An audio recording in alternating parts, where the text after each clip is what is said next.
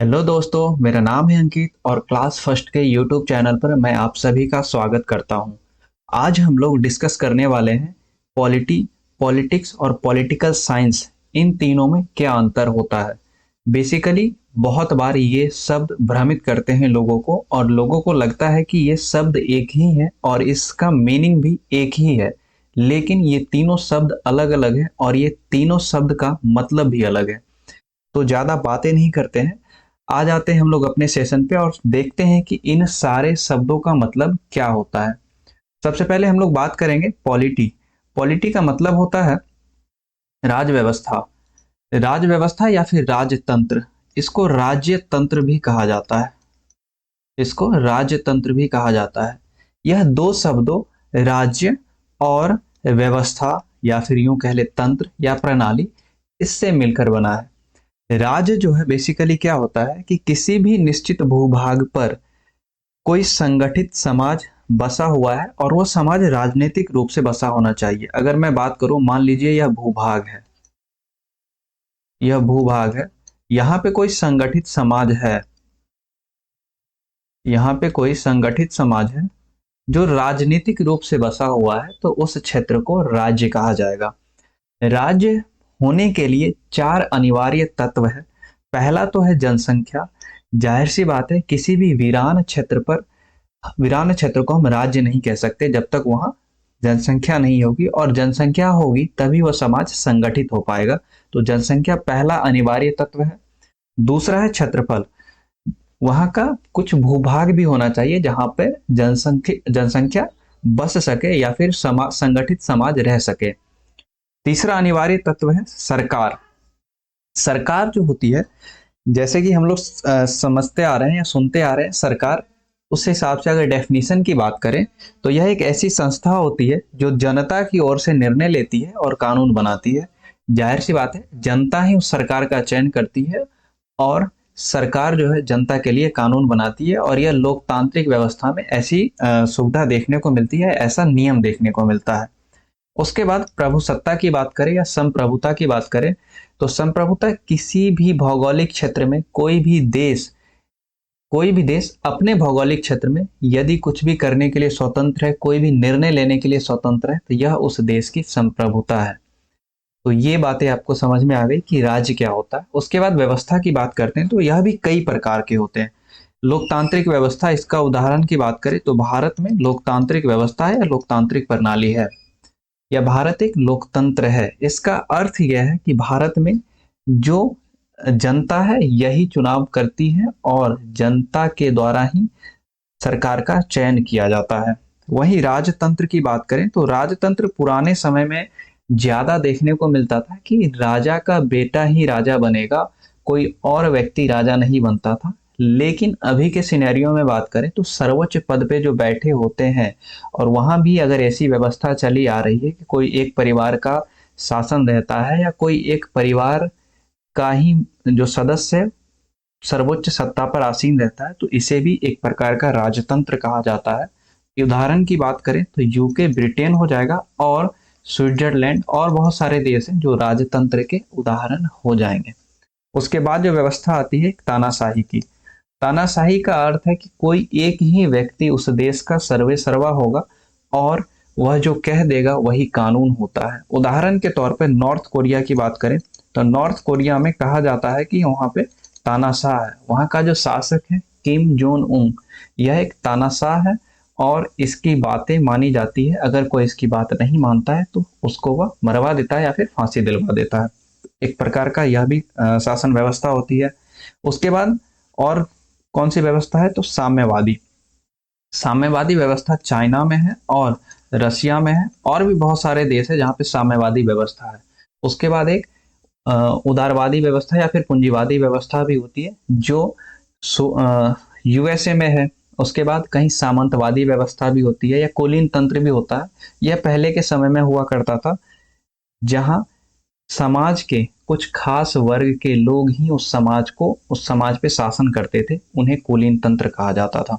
उस व्यवस्था को कुलीन व्यवस्था या कुलीन तंत्र कहते थे। तो आई होप आपको ये बातें समझ में आ गई। उसके बाद हम लोग देखते हैं कि पॉलिटिक्स क्या होता है। पॉलिटिक्स को हिंदी में राजनीति या कूटनीति कहा जाता है। यह भी दो शब्दों से मिलकर बना है, राज और नीति। राज का अर्थ होता है शासन करना और नीति का अर्थ होता है नियम या कानून। यानी कि किसी भी राज्य पर हम नियम या कानून बनाकर शासन करते हैं तो उसे राजनीति कह सकते हैं। हम का अर्थ है कि वहां की जो सरकार है वो।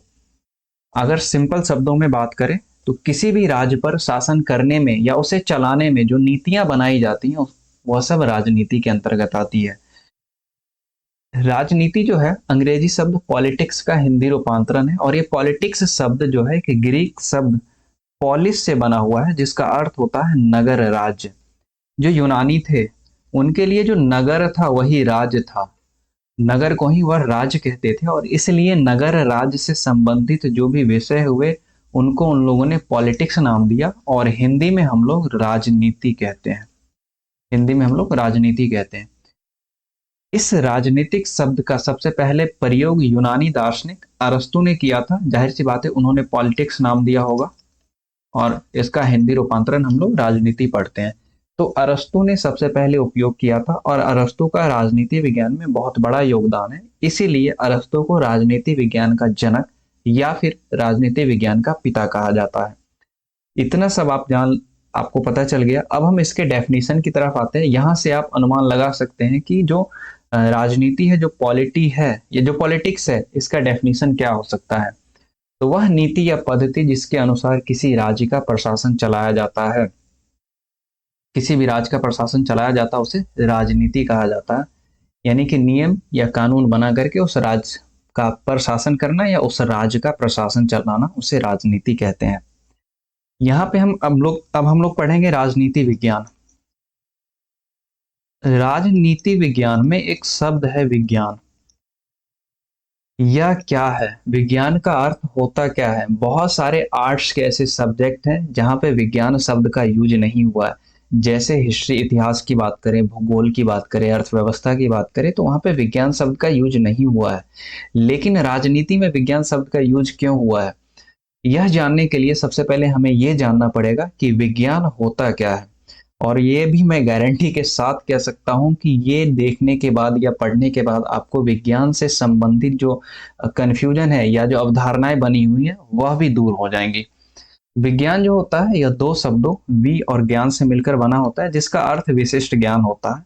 आप सभी को पता होगा कि अंग्रेजी में इसको साइंस कहा जाता है, और यह साइंस शब्द जो है इसकी उत्पत्ति एक लैटिन शब्द साइंटिया से हुई है, जिसका अर्थ जानना होता है। यानी कि जानने की जो प्रक्रिया है, जानने का जो क्रम है, या कुछ भी हम जानते हैं जो व्यवस्थित तरीके से, उसको हम विज्ञान कह सकते हैं।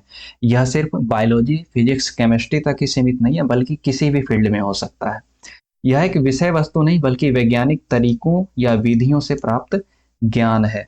अगर उदाहरण की बात करें तो कला आपने सुना होगा। कला का अर्थ हम लोग बहुत सारे लोगों को यह कन्फ्यूजन होगा, जो कला का मतलब सिर्फ चित्र बनाना होता है, लेकिन कला एक विषय भी है। इंग्लिश में आर्ट्स बोलते हैं और हिंदी में कला बोलते हैं। इन विषयों को कलात्मक रूप से प्रस्तुत करना ही कला है। कला जो सब्जेक्ट है या आर्ट्स जो सब्जेक्ट है, इसमें history, polity, geography, economics, sociology, psychology और भी बहुत सारे सब्जेक्ट हैं जो आते हैं।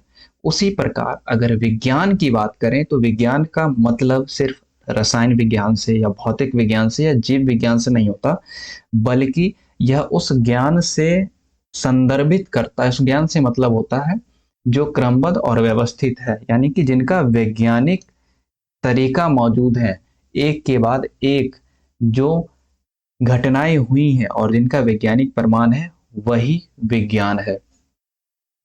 अब अगर हम इसके डेफिनेशन की बात करें तो चर्चमैन और एकॉफ नाम के जो विद्वान हुए, उन्होंने इसका डेफिनेशन दिया और बहुत ही सरल डेफिनेशन दिया कि किसी भी विषय के क्रमबद्ध अध्ययन को विज्ञान कहा जाता है, या विज्ञान ज्ञान प्राप्त करने का एक व्यवस्थित तरीका है।